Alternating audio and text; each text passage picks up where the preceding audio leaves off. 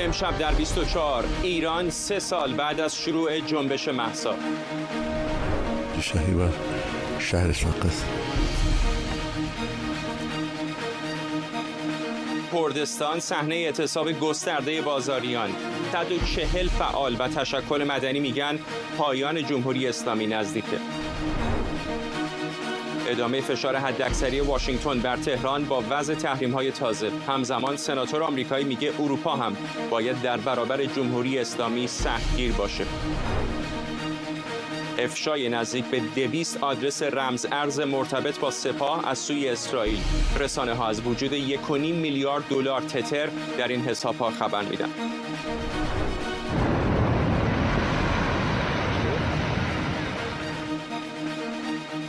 و ادامه حمله زمینی ارتش اسرائیل به شهر غزه. مقامات اسرائیلی میگن عقب نشینی نمی‌کنن. دبیر کل سازمان ملل میگه شرایط هولناکه. از استودیوی ایران اینترنشنال این 24 است با فرداد فرهزاد. بینندگان ایران اینترنشنال در ایران و سراسر جهان سلام و وقت بخیر. امروز 25 شهریور 3 سال از کشته شدن مهسا امینی در بازداشتگاه گشت ارشاد و شروع جنبش زن زندگی آزادی میگذره. ویدیوهای رسیده از ایران نشون میده بازاریان سقز و دیوان دره به همین مناسبت اعتصاب کردند و مغازه ها رو بستند. از ساعتی پیش هم در نقاط مختلف ایران تصاویری از تجمعات اعتراضی مردم به دست ما رسیده که چند تایش رو با هم میبینیم.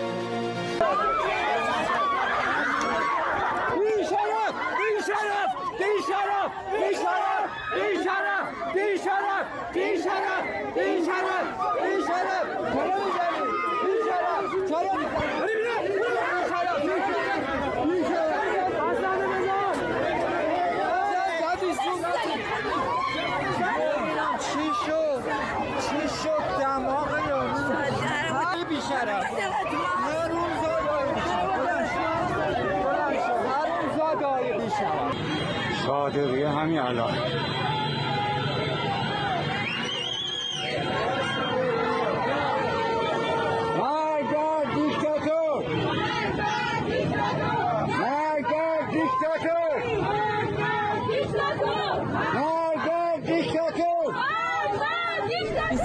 شهریور 404 خیابون اصلی گوهردشت، سالگرد زنده یاد مهسا امینی.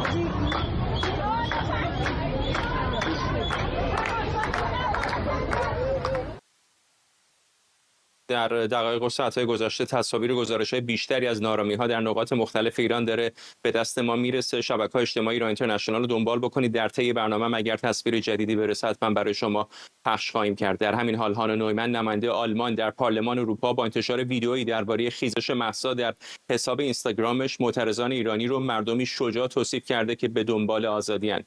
هانا نویمن در عین حال از راه اندازی کارزاری به عنوان ایران آزاد ما خبر داده تا به گفته او یک پلتفرم برای به اشتراک گذاشتن آثار اعتراضی ایران باشه.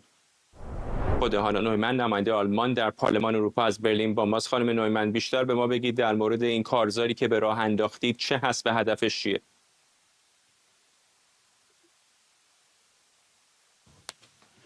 Good evening, Fardad, and I'm very honored to be with you on this very special day. بعد از ظهر شما بخیر فرداد. خیلی متشکرم که منو دعوت کردید. ما افتخار من هست که در 3مین سالگرد قتل مهسا امینی با شما هستم. یک روز غم انگیز ولی همچنین یک روزی برای به یاد آوردن مقاومت و آرزوهای میلیون‌ها ایرانی که بعد از این قتل به خیابان‌ها ریختن و تا امروز از خودشون مقاومت نشون میدن. میدونم که 3 سال زمان طولانی است. از بسیار از دوستان ایرانی شنیدم که گاهی وقتا حس خستگی میکنن، ولی همزمان خلاقیت زیادی هست، امید زیادی هست، آرزوهایی که همه با هم دیگه به اشتراک گذاشتن با وجود اختلافات اندکی که میتونن با هم داشته باشند و ایده ما این بوده که یک پلتفرمی در این سومین سالگرد ایجاد کنیم برای اینکه در هفته‌ها، ماه‌ها و سالهای پیش رو ایرانیان داخل کشور و همچنین ایرانیان خارج بتونن که این حس خودشون با این نقش‌ها، این نقاشی‌ها، این اشعار، این ترانه‌ها حس خودشون رو با هم دیگه به اشتراک بذارن برای اینکه به یاد بیارن به خودشون و به همه جهانیان که ایرانی‌ها دارن برای چی می‌جنگن. احتمالاً خانم نویمن مقامات جمهوری اسلامی خواهند گفت اقدام شما دخالت آشکار یک قدرت خارجی است در امور داخلی ایران. پاسخ شما به اونها چه است؟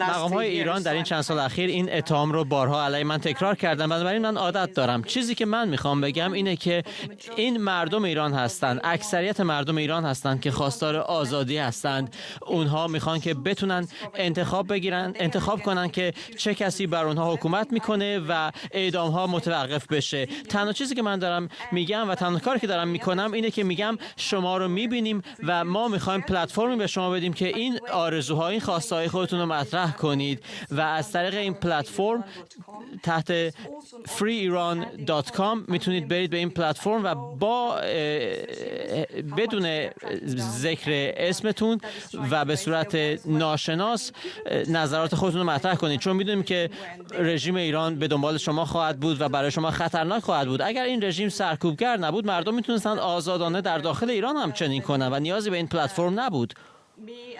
من و بسیاری از دیگران داریم تلاش میکنیم که پلتفرم ایجاد کنیم که این ایده ها مطرح بشن و جهان هم بدونه که رویاها و خواسته ها و آرزوهای مردم ایران چی است. تنها کار ما همینه.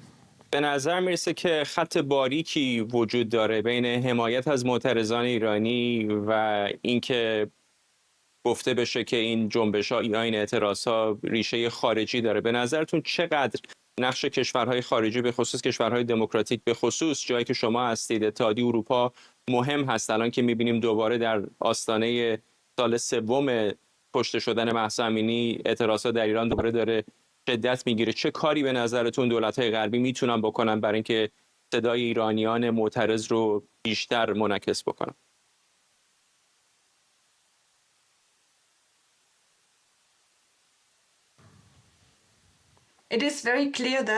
خیلی روشنه که این رژیم نماینده مردم ایران نیست. مردم ایران خیلی روشن این رو هر روز در خیابون‌ها بیان کردن و ادامه سرکوب رژیم با اعدام‌هایی که شاهد بودیم نشون میده که از مردم خودشون هراس دارن. بنابراین کاری که ما در اتحادیه اروپا میکنیم، نه فقط دولت‌های اروپا بلکه حتی شهروندان اروپایی باید اطمینان حاصل کنیم که با مردم ایران صحبت کنیم. ما نمیخوایم برای مردم ایران تصمیم بگیریم، ما میخوایم با مردم واقعی ایران صحبت کنیم، نه با رژیم ایران، و این امکان رو به مردم بدیم که صداهای اونها شنیده بشه، برای اینکه صدایی که در رسانه‌های دولتی خود ایران شنیده نمیشه. در واقع داریم یک سرکوب رژیم رو خنثی می‌کنیم و می‌خوایم که مردم ایران باشن که خودشون تصمیم بگیرن که چه کسی رهبری اونها رو عهده‌دار باشه. تنها کاری که می‌خوایم بکنیم اینه که امیدها، آرزوها و شجاعت مردم ایران در جهان دیده بشه، چیزی که رژیم ایران نمی‌خواد که دیده بشه. ممنونم از شما. هانا نویمن، نماینده آلمان در پارلمان اروپا از برلین با ما.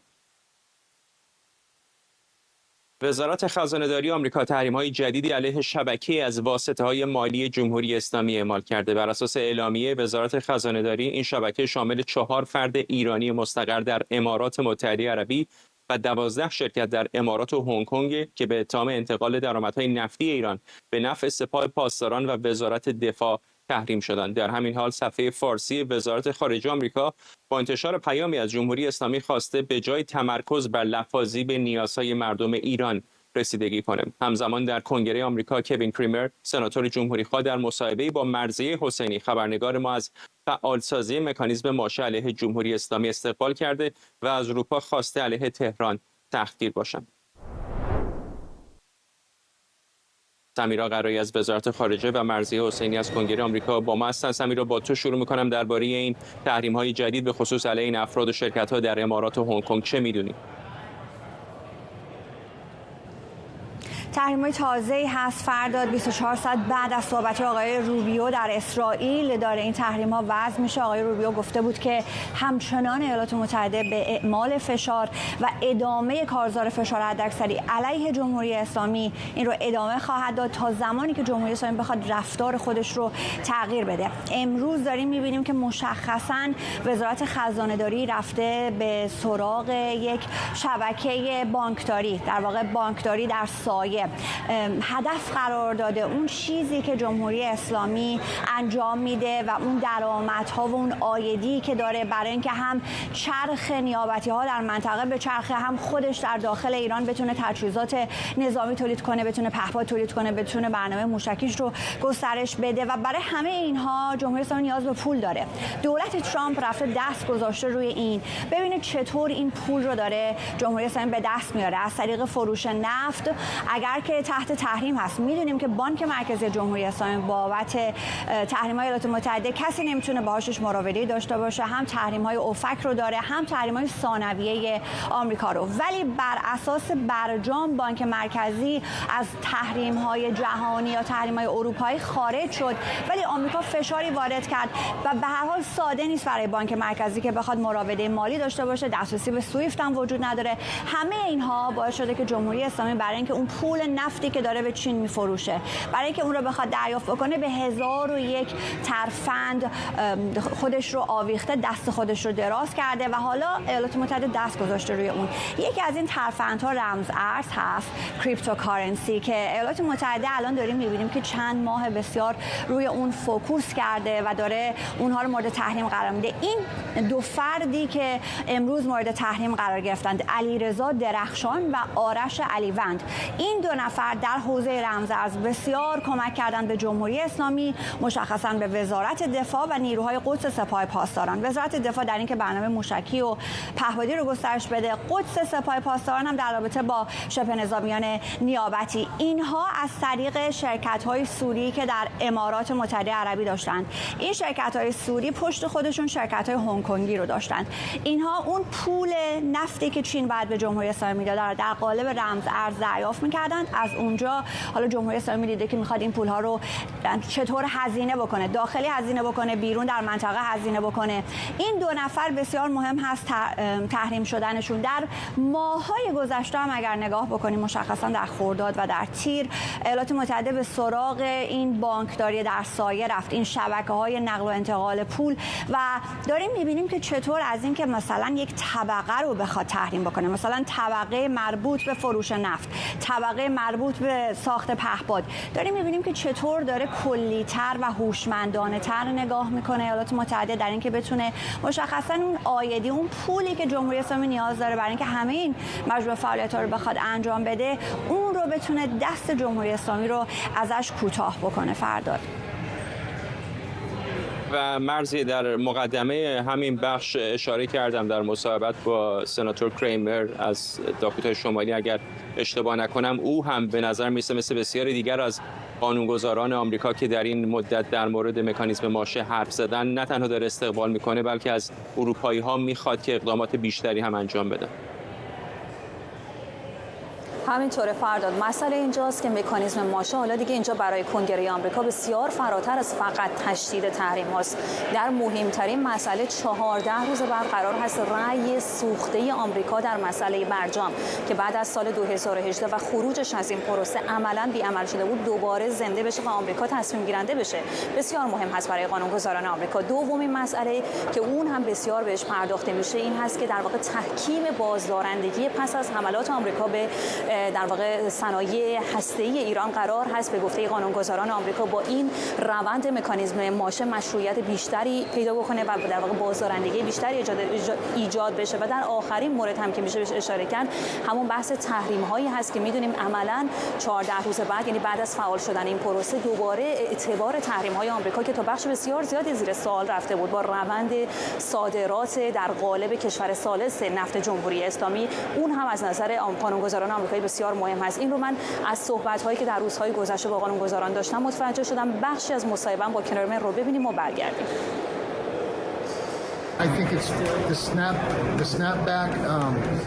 به نظر من سازوکار اسنپ بک و تهدید ناشی از آن بسیار مهم است. فکر می‌کنم زمان آن رسیده کشورهای اروپایی به همان اندازه سختگیر، قاطع و اصولی باشند که آمریکا و اسرائیل بودند. صادقانه بگویم من منتظرم آمریکا نقش پررنگتری در دیگر نقاط جهان ایفا و اروپایی‌ها را هم با خود همراه کند.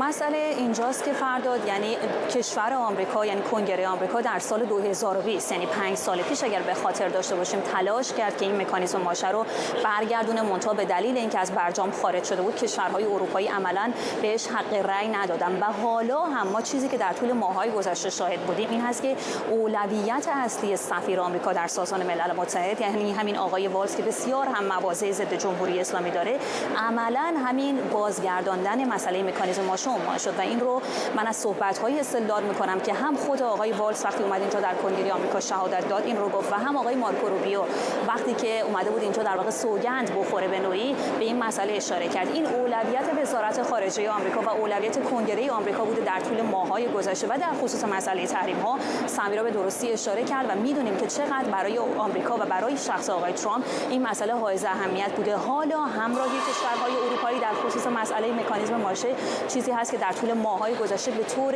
مکرر خواسته شده بوده و از طرفی این هم گفته میشه آقای ترامپ وقتی که اون فرمان 60 روزه خودش رو التیماتوم خودش رو به جمهوری اسلامی ما دیدیم حمله نظامی خودش به جمهوری اسلامی در واقع اقتدار خودش رو گره زده به پرونده هسته ایران. این خیلی واضح هست و حالا همراهی کشورهای اروپایی در مسئله تحریم‌ها با آقای ترامپ این اقتدار ترامپ رو به نوعی زنده میکنه و از این جهت بسیاری از قانونگذاران آمریکایی لحظه شماری میکنن که این 14 روز باقی مانده بگذره و احتمالاً هر گونه لابی هم که بتونن با کشورهای اروپایی میکنن که این مکانیزم حقوقی رو فعال بکنن و آمریکا برگرده سر میزی که چندین سال هست ازش خارج شده و تمام در واقع سیاست‌های فشار حداکثری خودش رو تازه بتونه با قدرت بیشتر شروع بکنه.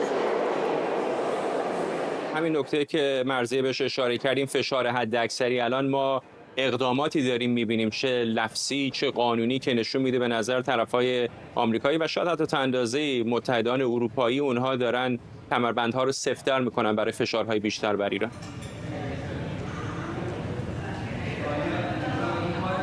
فرداد اگر مخاطبت من هستم کاملا واضح هست که در طول هفته‌های گذشته این پالیسی در دستور کار بوده، چه از شخص آقای لینزی گراهام، چه از شخص تد کروز و حتی آقای تام کاتن، فردی که همین هفته گذشته یک مکانیزم اجرایی رو اومد فعال بکنه. همگی خواسته و اولویت اصلیشون این هست که روند این مکانیزم و روند این تحریم‌ها در یک هماهنگی مشترک با کشورهای دیگه ایجاد بشه و فشار رو بر جمهوری اسلامی بیشتر بکنه. میدونیم که یک سری گمان زنی‌های وجود داره، یعنی از نظر حقوقی حتی بعد از گذشتن این 14 روز هم باز هم احتمال تعویق این تحریم‌ها وجود داره و این نگرانی اصلی قانونگذاران آمریکایی هست. اما اگر به خاطر داشته باشیم 3 هفته پیش زمانی که این مکانیزم و این فعالیت روندش آغاز می‌شد، آقای مارکو روبیو در واقع از مقامات اروپایی نقل قول کرد که اونها در واقع به نوعی وعده داده بودن که تمام تلاششون رو می‌کنن و اون چه که ما الان رو می‌بینیم و شاهدش هستیم یک هماهنگی و یک انسجامی هست که شاید در طول 10 سال گذشته وجود نداشت، چه اینجا در کنگره آمریکا بین قانونگذاران دموکرات و جمهوری‌خواه و چه حتی خارج از آمریکا، یعنی بین کشورهای اروپایی و آمریکا. حالا همگی بعد از 10 سال به این نتیجه واحد رسیدن که تنها راه در واقع فشار بر جمهوری اسلامی همین فعال شدن مکانیزم ماشه است و احتمالاً تمام تلاش‌ها را هم در همین راستا صورت خواهند داد. ممنونم از هر دوی شما. سمیرا قرایی از وزارت خارجه که متاسفانه در این لحظات آخر صدای من رو نمیشنید و مرضیه حسینی از کنگره آمریکا. این یک خبر فوری است. همونطور که در ابتدای برنامه گفتم امروز سالروز قتل مهسا ژینا امینی و تصاویر جدیدی از تجمعات اعتراضی در نقاط مختلف ایران هر لحظه منتشر میشه که بخشی از اونها رو پیشتر پخش کردیم. تصاویر تازه دیگری هم حالا از گوهردشت به دست ما رسیده.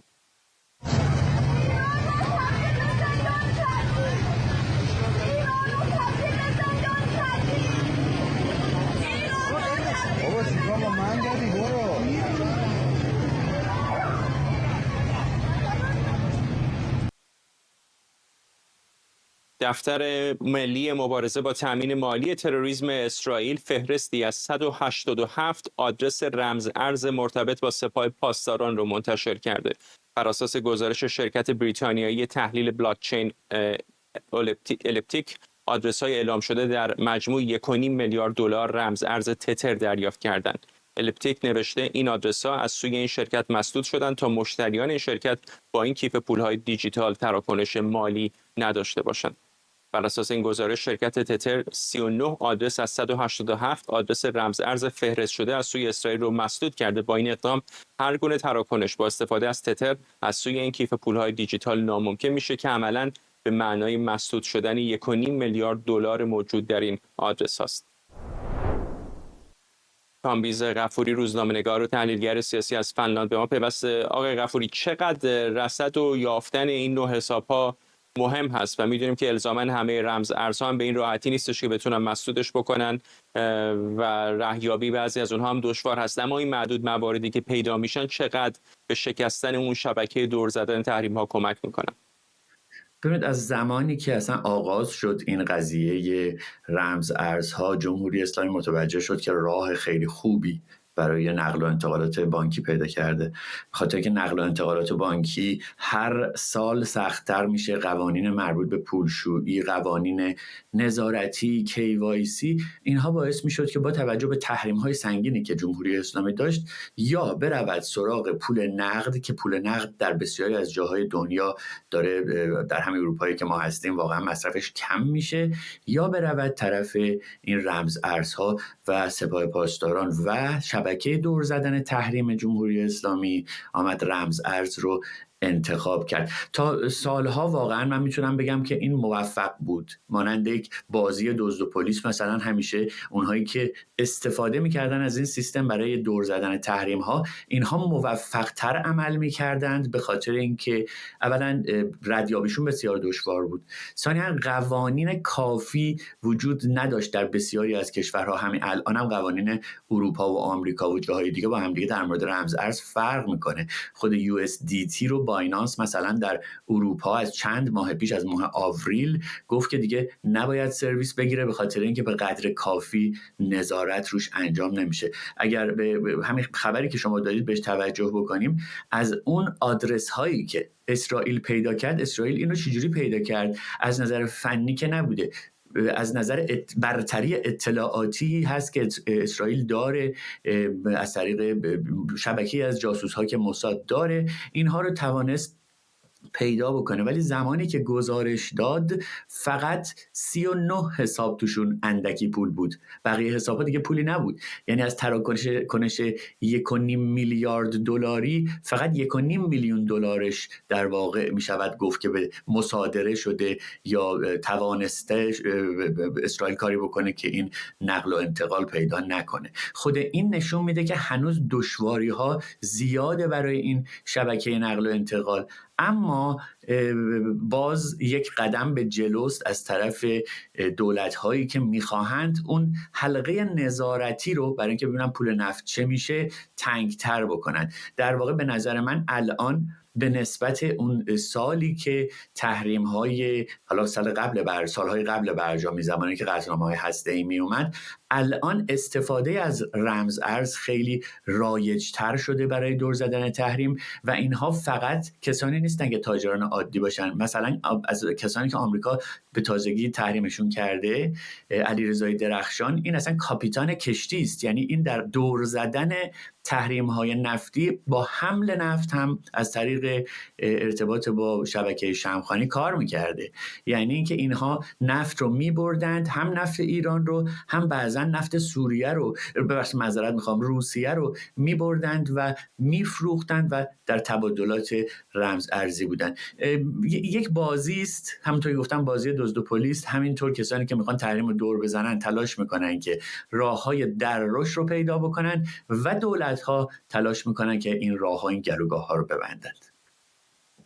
در بین خود همین رمزارزها چرا به نظرتون سراغ اون غیر متمرکزها بیشتر نمیرن یا میرن و رصد نمیشن؟ مثلا در مورد تتر خب میدونیم یه شرکتی پشتش امکان مسدود کردنش رو راحت‌تر داره در مقایسه با بعضی رمزارزهای دیگر مثل بیت کوین که غیر متمرکز هست و حالا میتونن صرافی هایی که با اونها تراکنش دارن اون حساب ها رو قبول نکنن، ولی خود پول ها رو نمیتونن مسدود کنن.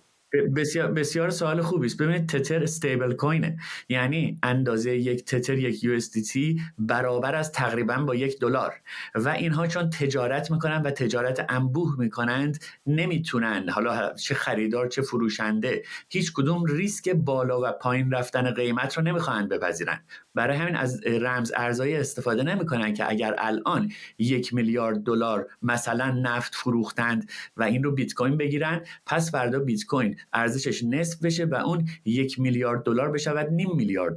این در تجارت بسیار ضربه سنگین است. برای همین تاجران میآیند از استیبل کوین ها استفاده میکنن مثل تتر که ارزششون برابر با $1، خیلی بالا پایین نمیشه. خب به خاطر استفاده از این هم مجبورن تن به یه سری از محدودیت‌ها بدن. خیلی خیلی ممنونم از شما. کامبیز غفوری، روزنامه‌نگار و تحلیلگر سیاسی از فنلاند. ساعتی پیش نخست وزیر اسرائیل از آغاز عملیات علیه حماس و تصرف شهر غزه خبر داد. بنیامین نتانیاهو تاکید کرده این عملیات به گفته او عملیاتی قدرتمند خواهد بود. همزمان اسرائیل کاتس وزیر دفاع اسرائیل گفته تا آزادی گروگانها و شکست حماس اسرائیل کوتاه نمیاد و عقب نشینی هم نمیکنه. ارتش اسرائیل هم از ساکنان شهر غزه خواسته راهی مناطق تعیین شده در جنوب نوار غزه بشن. در واکنش دبیر کل سازمان ملل ساعتی پیش اتفاقات در غزه رو هولناک توصیف کرده. مریم رحمتی از مقر سازمان ملل در نیویورک به ما پیوسته. مریم، اعتراضهای جهانی همچنان ادامه داره ولی به نظر نمیرسه که نشانه‌ای از کوتاه آمدن اسرائیلی‌ها در پیشروی‌هاشون در غزه دیده بشه. به هیچ عنوان فرداد، ما حداقل اینجا در سازمان ملل شاهد عقب نشینی اسرائیل از این حملات نیستیم و هر لحظه داره این نگرانی ها بیشتر میشه میان اعضای جامعه جهانی نسبت به اون چه که داره در غزه اتفاق میفته. اما گفته میشه که هدف اصلی این عملیات زمینی گسترده اسرائیل، اونطور که خود اسرائیلی ها میگن، در شهر غزه هدف قرار دادن ساختارهای زیرزمینی و استراتژیک حماس هستش و این تازه ترین مرحله از جنگی هستش که همزمان با موجی از واکنش‌های جهانی شروع شده. امروز صبح کمیسیون مستقل بین‌المللی تحقیق سازمان ملل در ژنو گزارش منتشر کرده که برای اولین بار میگه که اسرائیل در غزه مرتکب نسل کشی شده. در این گزارش 72 صفحه‌ای اومده که اسرائیل باعث کشتار گسترده غیر نظامیان، آوارگی، تخریب زیرساخت‌های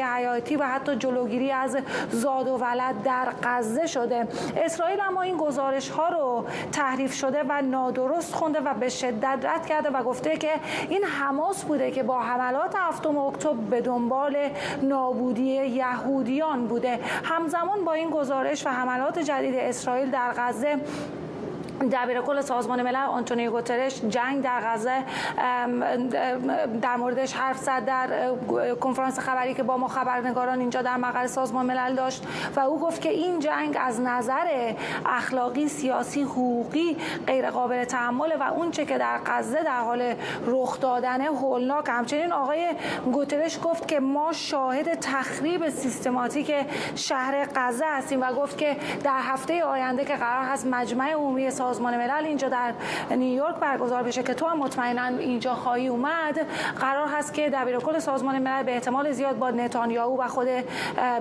دونالد ترامپ هم دیدار بکنه که مطمئنا جنگ غزه محور گفتگوهای این رهبران خواهد بود. بخشی از حرفهای دبیر کل سازمان ملل رو بشنویم. من میخوام که آتش بس فوری رو ببینم و تحت یک آتش بس فوری یک نیروی بین‌المللی خواهیم داشت که بتونه از غیر نظامیان محافظت کنه. این هدفی است که من قویاً بهش اعتقاد دارم. اما در لحظه کنونی به نظر میرسه که اسرائیل مصمم هست که تا پایان کار رو ادامه بده و حاضر نیست که آتش بس مذاکره جدی برای آتش بس داشته باشه که خب پیامد دراماتیکش برای اسرائیل این خواهد بود که خب آزادی گروگان‌ها رو ممکن نخواهد کرد. فرداد همونطور که در حرف‌های آنتونیو گوترش هم شنیدی، خود او هم باور نداره که اسرائیل به این زودی‌ها حداقل بخواد از مواضع خودش کوتاه بیاد. این در حالیه که چند روز دیگه همونطور که گفتم 80مین مجمع سازمان ملل در نیویورک آغاز میشه. همزمان با اون قرار هست که کنفرانس فلسطین هم درباره به رسمیت شناسی دولت مستقل فلسطین برگزار بشه، جایی که انتظار میره چند کشور غربی رسما کشور فلسطین رو به رسمیت بشناسن. کارشناسان میگن که این همزمانی میتونه فضای دیپلماتیک و مسیر جنگ غزه رو تعیین بکنه و تاثیر زیادی روش بذاره و این گزارش جدیدی که در مورد نسل کشی منتشر شده و این حملات اسرائیل میتونه حتی باعث انزوای بیشتر اسرائیل بشه و کشورهای بیشتری بپیوندن به این روند به رسمیت شناختن کشور فلسطین. تا حالا ما میدونیم که فرانسه، بریتانیا، کانادا، استرالیا کشورهایی هستند که اعلام کردن که قرار هست فلسطین رو به عنوان یک کشور مستقل به رسمیت بشناسن. اما هفته آینده بسیار هفته مهمی خواهد بود و گفته میشه که حضور دونالد ترامپ و مخالفتی که با تشکیل دولت مستقل فلسطین داره میتونه بر روی این کنفرانس تاثیر بذاره. اما فرانسه و سعودی که میزبان این کنفرانس هستن دارن تمام تلاششون رو میکنن که توجه همچنان بر روی این کنفرانس باقی بمونه. حالا با وجود این حملات جدید و این کنفرانس و جمع شدن رهبران جهان باید منتظر اتفاقات جدیدی در این زمینه باشیم. فرداد. ممنونم از تو همکارم مریم رحمتی از مقر سازمان ملل متحد در نیویورک. ارتش اسرائیل با اشاره به آغاز حمله گسترده این کشور به پایگاه اصلی حماس در شهر غزه گفته نیروهای اسرائیلی وارد مرکز این شهر شدند و نیروهای مانوری با آتش هوایی و دریایی از این عملیات پشتیبانی می‌کنند. در همین حال سخنگوی ارتش اسرائیل میگه حماس بزرگترین سپر انسانی تاریخ رو شکل داده و مانع از خروج غیر نظامیان از شهر میشه. حسن هاشمیان تحلیلگر جهان عرب از واشنگتن با ماست. آقای هاشمیان، به کجا داره میره این جنگ طولانی اسرائیل و غزه؟ به نظر میرسه که اسرائیل قصد گرفتن کامل شهر رو داره. دقیقا همینطوره و در روزهای آینده هم ما شاهد خشونت بیشتر در غزه خواهیم بود. در حال حاضر اسرائیل از 3 جبهه شمالی، در ساحلی و جنوبی داره حمله میکنه و اندک اندک به سوی مرکز شهر میره. اون چه که الان هویداست این که گروه های مسلح حماس هنوز با نیروهای ارتش اسرائیل درگیر نشدن، احتمالاً در روزهای آینده درگیر خواهند شد. پیش بینی میشه که یا برآورد میشه که حدود 3000 جنگجوی حماس در این منطقه وجود دارن. الان به این خاطر ظهور نمیکنن و درگیر نمیشن به خاطر اینکه بمباران ها ادامه داره و معتقدن اگر نیروهای اسرائیلی وارد مرکز غزه بشه اون موقع اسرائیل مجبور میشه بمباران های خودش رو متوقف کنه و سپس نیروهای حماس ظاهر خواهند شد و با ارتش اسرائیل درگیر خواهند شد. از نظر انسانی هم همونطور که شما گفتین و خانم رحمتی از نیویورک گزارش داد، وضعیت بسیار اسفناک. روزی بین 100 و خورده آدم اونجا کشته میشن. طبق برآورد ارتش اسرائیل تا کنون حدود 350,000 نفر از غزه خارج شدن، ولی 650,000 نفر یعنی اکثریت ساکنین غزه هنوز در غزه هستن. اینکه چرا نمیرن بیرون پاسخش خیلی ساده است، چون که واقعا جایی ندارن که برن، چه بمونن چه برن. چون که ما امروز گزارش‌هایی دیدیم از اون خانواده‌هایی که گریخته بودن از غزه و در راه جنوب بودن، اونجا حملاتی صورت گرفته بود و کشته شدن. بنابراین چه بمونن چه برن نتیجه یکیه و اون اینکه کشته میشن. به همین خاطر الان وضعیت انسانی بسیار اسفناکه و در روزهای آینده هم بدتر خواهد شد. به نظر میرسه که یکی از دفاعیه‌های اسرائیل در مقابل اتهامات مختلف حقوق بشری و بین‌المللی که علیه این کشور وارد میشه قساوتی است که حماس به خرج میده، چه در استفاده از سپر انسانی، چه در ممانعت از جابجایی شهروندان حالا در داخل همون محدوده غزه و چه استفاده از بیمارستان و مکانهای مدنی دیگر برای اجرای عملیات نظامی. چقدر فکر میکنید که این دفاع که اسرائیل داره استفاده میکنه عملا دستش رو باز گذاشته که تقریبا با مسئولیت کامل هر کاری که دلش میخواد در غزه انجام بده؟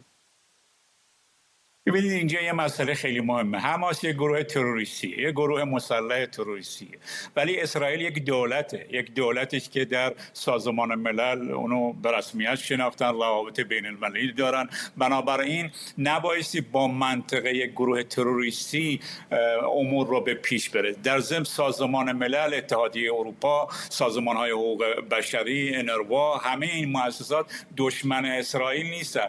اینها طبق در واقع حقایقی که اکنون داره انجام میشه، تصاویری که صورت میگیره، طبق این تصاویر دارن میگن این حوادث داره اتفاق میفته. ساختمان ها زده میشه، بیمارستان ها، مساجد، جایی نیست که مسئول مونده از حملاتی که اسرائیل انجام میده. بنابراین دفاع اسرائیل از خودش در این زمینه خیلی سخته، منتها اسرائیل به این کار خودش ادامه میده تا ببینیم که در مجمع عمومی سازمان ملل اعتراضات به چه شکلی بالا خواهد گرفت. این بالا گرفتن اعتراضات رو اسرائیل تاثیر نمیذاره، چون که برای اسرائیل اصلا مهم نیست. مهم این که روی آمریکا تاثیر بذاره. یعنی اگر اعتراضاتی که در اسرائیل میگیره، صحبت‌هایی که الان دبیرکل میکنه، اتحادیه اروپا انجام میده، در روزهای آینده تشدید خواهد شد. اگر این اعتراضات روی آمریکا تاثیر بذاره، مجبور میکنه اسرائیل رو در این زمینه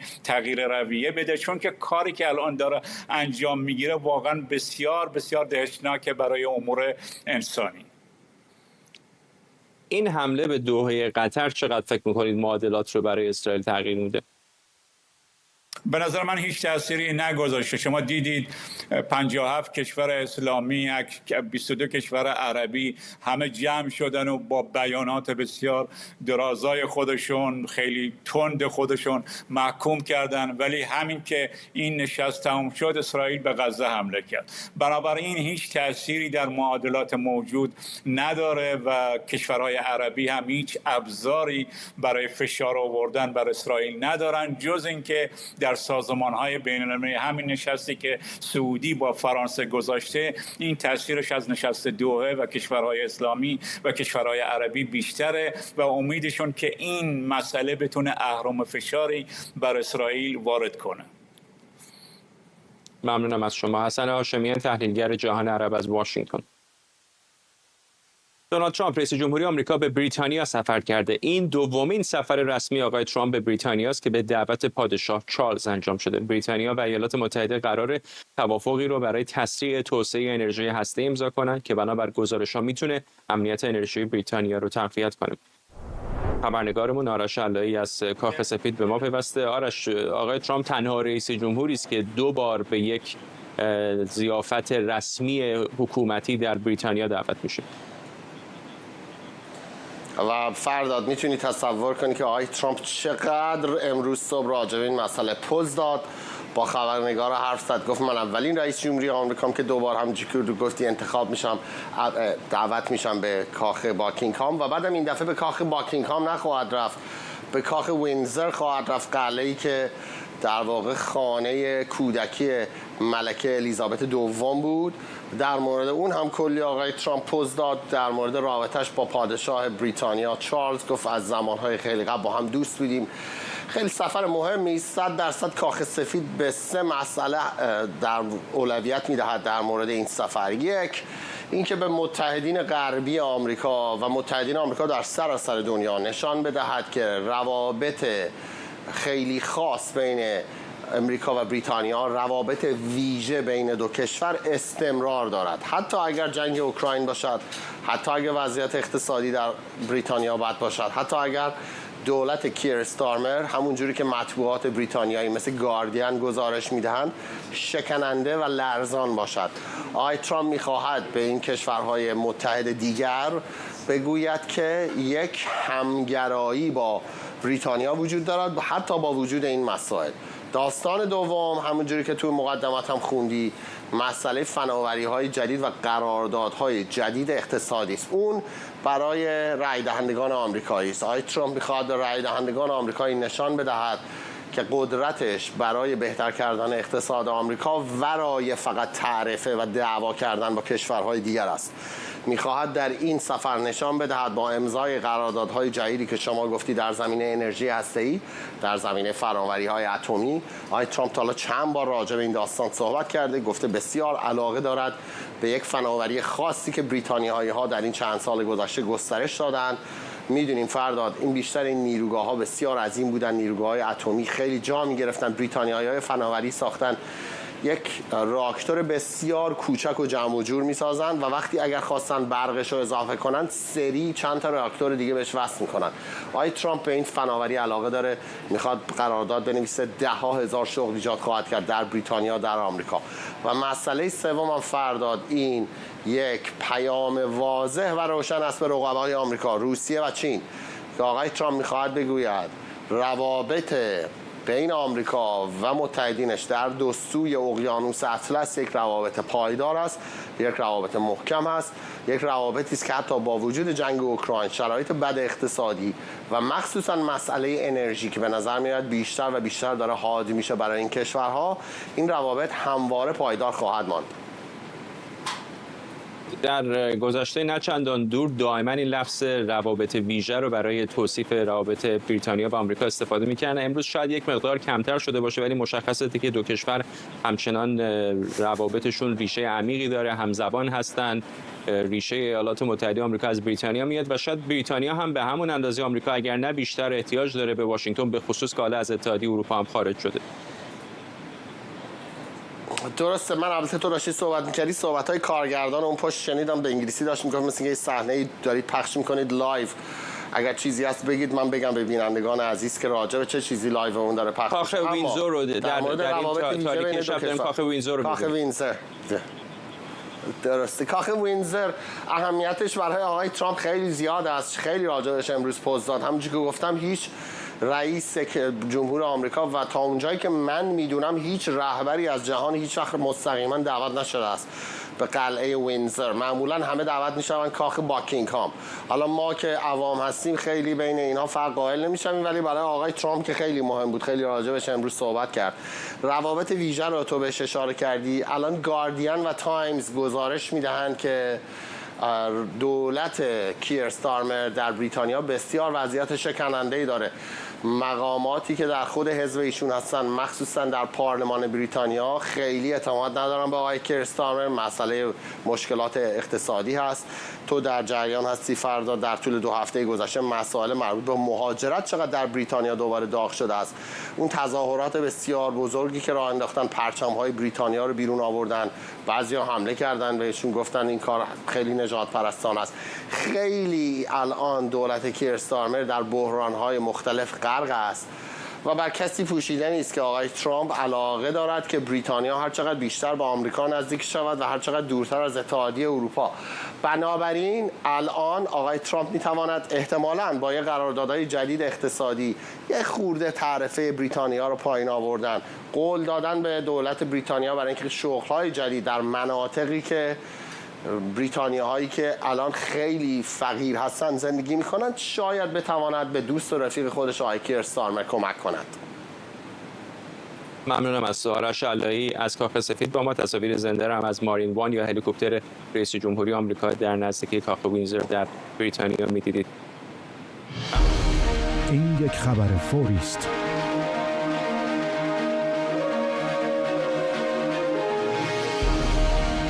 کوتاهی داریم که همونطور که در ابتدای برنامه بهتون گفتم، امروز در سالروز قتل مهسا ژینا همین تصاویر زیادی از تجمعات اعتراضی در نقاط مختلف ایران منتشر شده.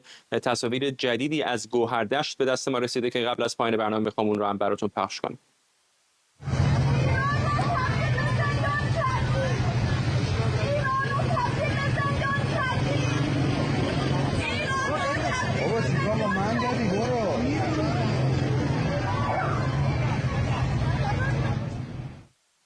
تصاویر و اطلاعات بیشتری از نقاط مختلف ایران داره به دست ما میرسه. وبسایت و شبکه‌های اجتماعی ایران اینترنشنال رو دنبال کنید. اما فعلا میرسیم به پایان 24 امشب.